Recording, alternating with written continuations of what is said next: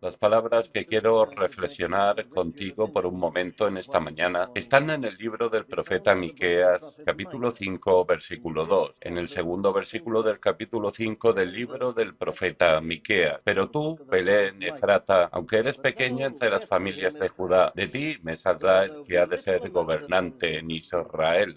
Yet out of thee shall he come forth unto me, that is to be a ruler in Israel. Y sus orígenes son desde tiempos antiguos, desde los días de la eternidad. Pero tú, Belén Efrata, aunque eres pequeña entre las familias de Judá, de ti me saldrá el que ha de ser gobernante en Israel. Y sus orígenes son desde tiempos antiguos, desde los días de la eternidad. That is to be a ruler in Israel, whose goings forth have been from of old, from everlasting. Nos reunimos esta mañana para considerar lo que es, después de todo, y más allá de cualquier disputa, el punto focal, el centro de toda la historia humana. Fechamos nuestros calendarios a partir de este evento.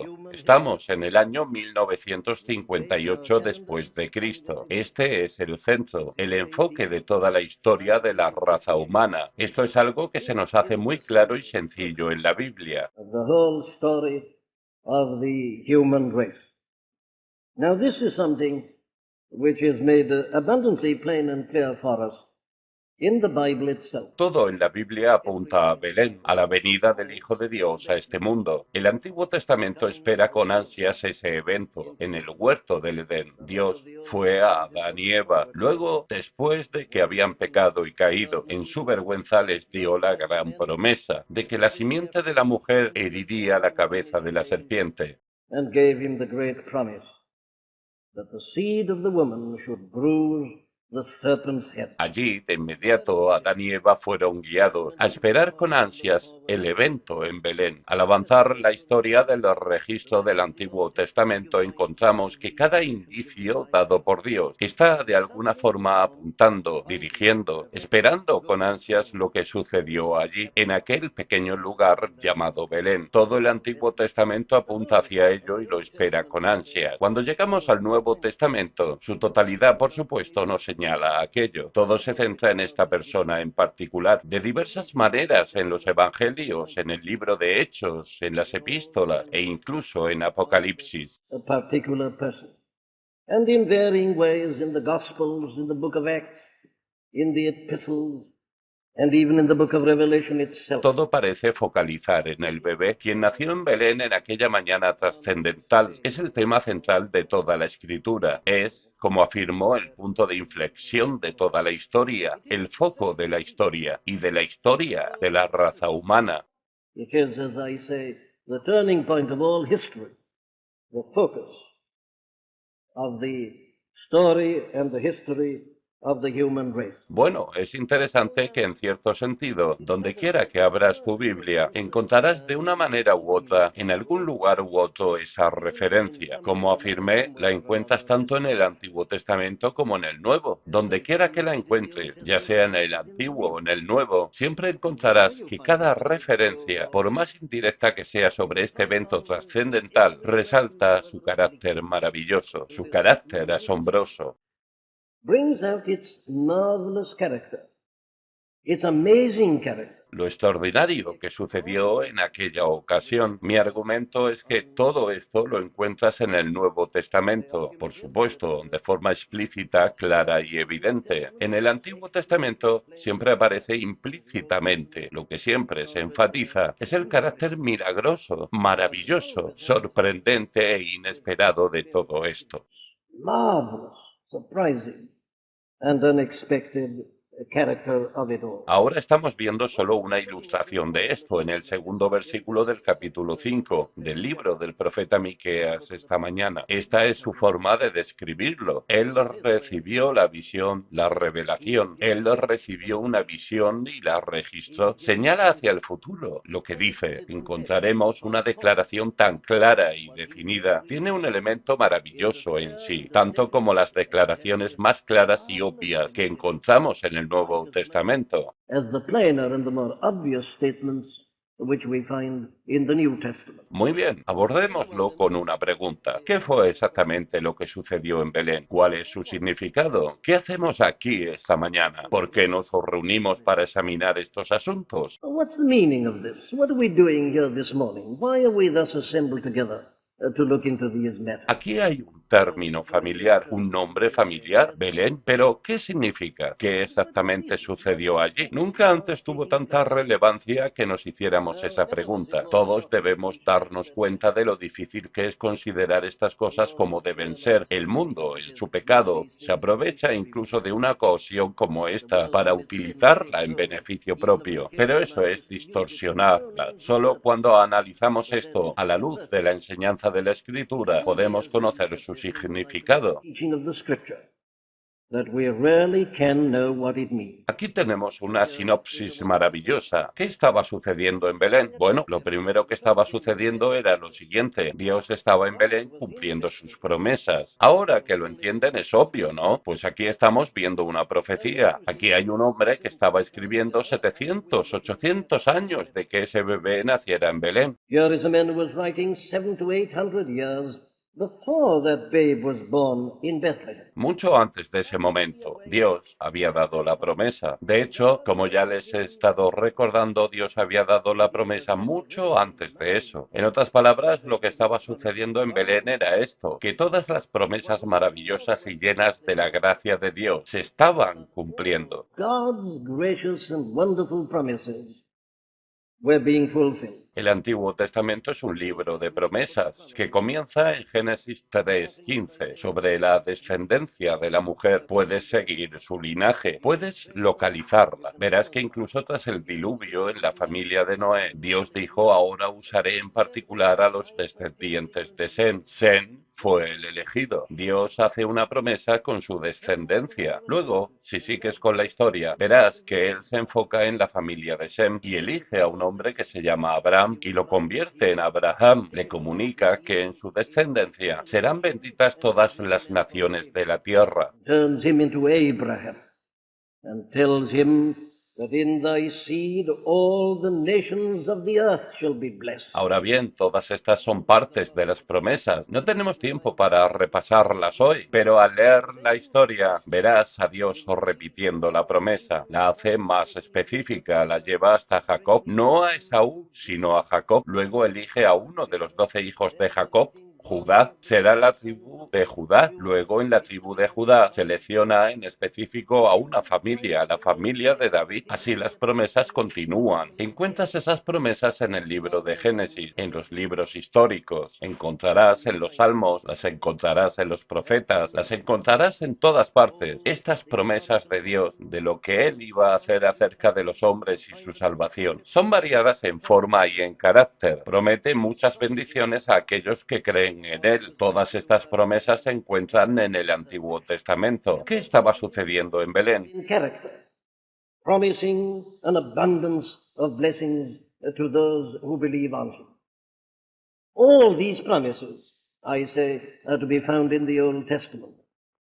What was happening at Bethlehem? Bueno, Dios estaba cumpliendo, llevando a cabo, realizando todas las promesas. El apóstol Pablo nos dejó claro de una vez y para siempre. En 2 de Corintios 1 expresa, tantas como sean las promesas de Dios en Él, todas son sí. Amén. In him all the promises of God are yea, and in him amen. En todas ellas, revisa el Antiguo Testamento, escudriñalo, examínalo con cuidado, selecciona cada promesa, la más pequeña de ellas, selecciona cada una de ellas, haz una lista, y esto es lo que se nos dice. Tantas como sean las promesas de Dios, en Él todas son sí. Amén. Todo lo que Dios ha prometido a la raza humana está en Cristo. Everything that God has ever promised the human race is in Christ. En Él, Dios ha atesorado todos sus tesoros de gracia y de sabiduría. Todo está en esta única persona y solo en Él. Por eso es muy importante que, al mirar a Belén y al considerar al bebé que nació allí, nos demos cuenta de este gran y trascendental hecho, que todo lo que Dios ha prometido al ser humano se encuentra en Cristo.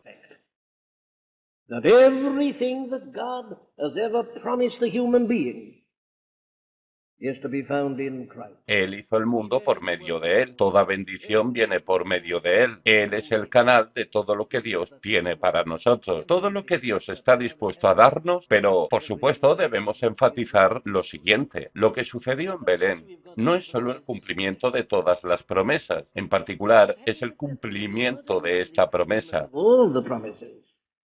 It is in particular the fulfillment of this particular promise. Eso es lo extraordinario del Antiguo Testamento, que posee una riqueza y abundancia de información detallada. El Antiguo Testamento no solo nos dice que el Mesías ha de venir y que ha de venir de la tribu de Judá y del linaje y casa de David, sino que incluso nos informa dónde ha de nacer. Es por eso que quienes descuidan el Antiguo Testamento, como creen, para exaltar el Nuevo Testamento, revelan su ignorancia incluso sobre el Nuevo. El Antiguo Testamento y el Nuevo Testamento se complementan. Son dados por Dios sobre la misma persona. Aquí hay un detalle. Dios había prometido que cuando el Mesías viniera, nacería en Belén. Belén Efrata. Promised that when the Messiah came, he should be born in Bethlehem. Bethlehem Ephrata. Cuando ese bebé nació allí, Dios estaba cumpliendo su antigua, precisa, detallada, exacta promesa. His ancient, precise, detailed, exact promise. Al examinar eso, debemos avanzar a un segundo principio, que es el siguiente, que en el nacimiento del bebé de Belén, Dios estaba revelando y vindicando su carácter. Me pregunto con qué frecuencia pensamos en eso. I wonder how often we think of that. Nunca lo olvidemos, Let us never forget this. que en nuestra preocupación con el Hijo, con el bebé y la gran salvación, nunca olvidemos que fue Dios el Padre quien lo envió. Fue Dios el Padre quien estaba haciendo esto allí. Al hacerlo, Él estaba manifestando, revelando y al mismo tiempo vindicando su carácter. And at the same time, vindicating his character. No hay nada que sea más reconfortante para el creyente que comprender esta verdad que estaba vindicando. Bueno, él estaba reivindicando su veracidad, reivindicando la verdad. Uno de los atributos y características esenciales de Dios es la veracidad y la fidelidad. El apóstol Pablo, en una frase muy valiente, lo expresa así: Dios que no miente. Paul, in a very daring phrase, puts that like this. He says, God who cannot lie. God who cannot lie.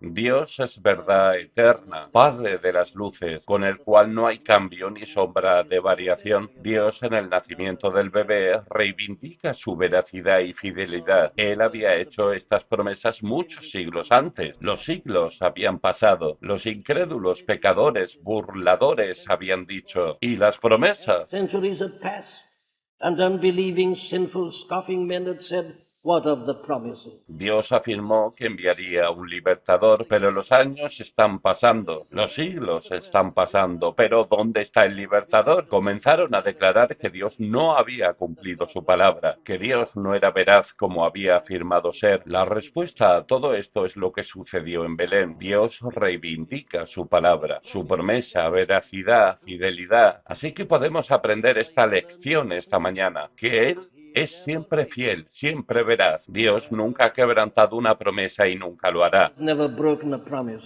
and never will. Sus promesas son siempre firmes. Él es siempre fiel. Sure.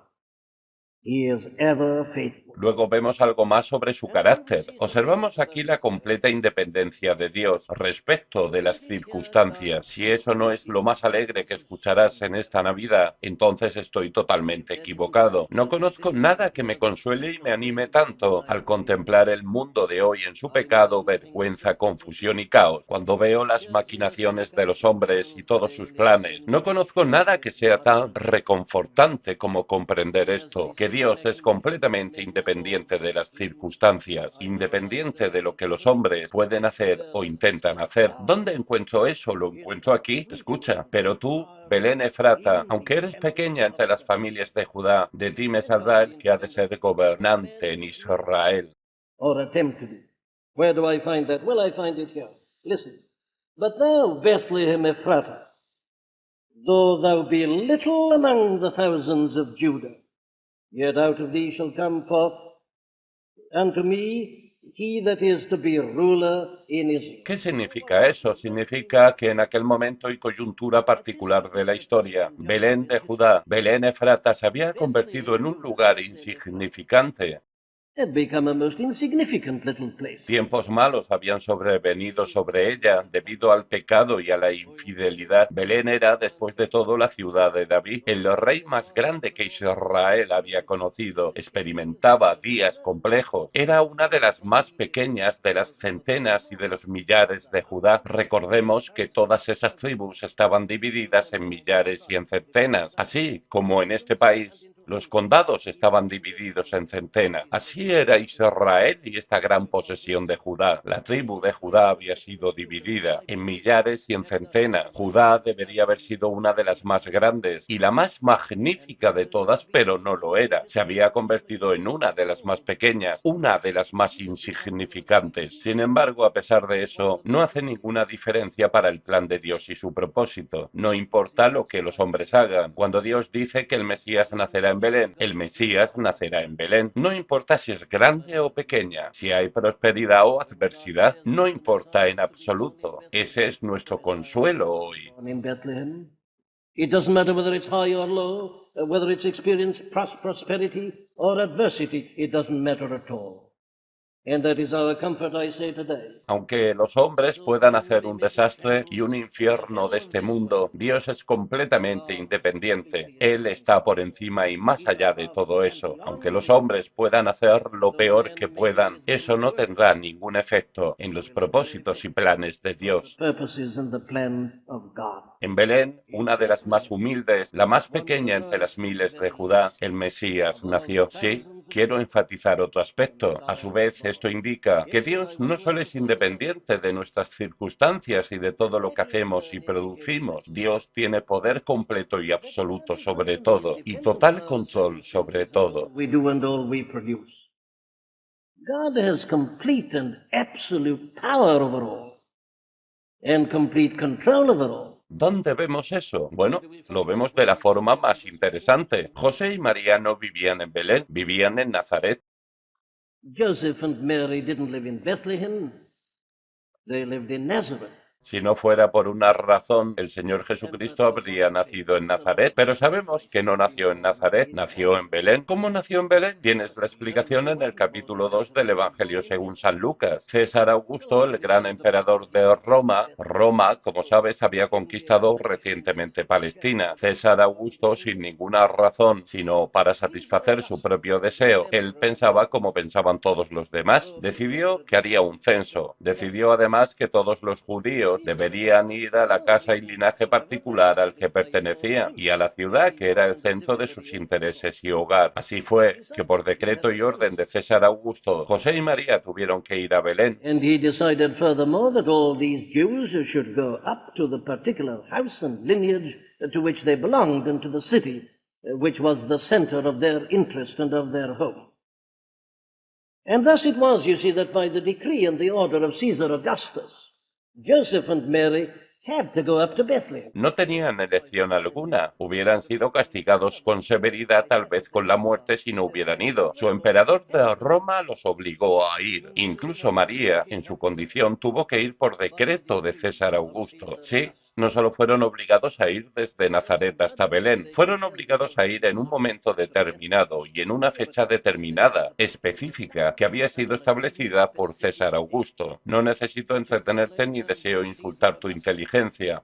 Well, I needn't keep you, and I don't want to insult your intelligence. ¿Entiendes lo que estaba sucediendo, no? ¿Qué llevó a César Augusto a hacer esto? Hay una sola respuesta a esa pregunta. Fue el Señor, Dios Todopoderoso, quien lo puso en su mente y en su corazón, quien gobernó cada detalle del edicto, quien se encargó de que María estuviera en Belén, en ese momento preciso en que el Hijo de Dios iba a nacer de su vientre. Ese es para mí uno de los aspectos más gloriosos de este mensaje de Belén y del día de Navidad. César Augusto, el emperador romano, el conquistador del mundo conocido, está en las manos de Dios. Caesar Augustus, the Roman emperor, the conqueror of the then known world, is in the hands of God.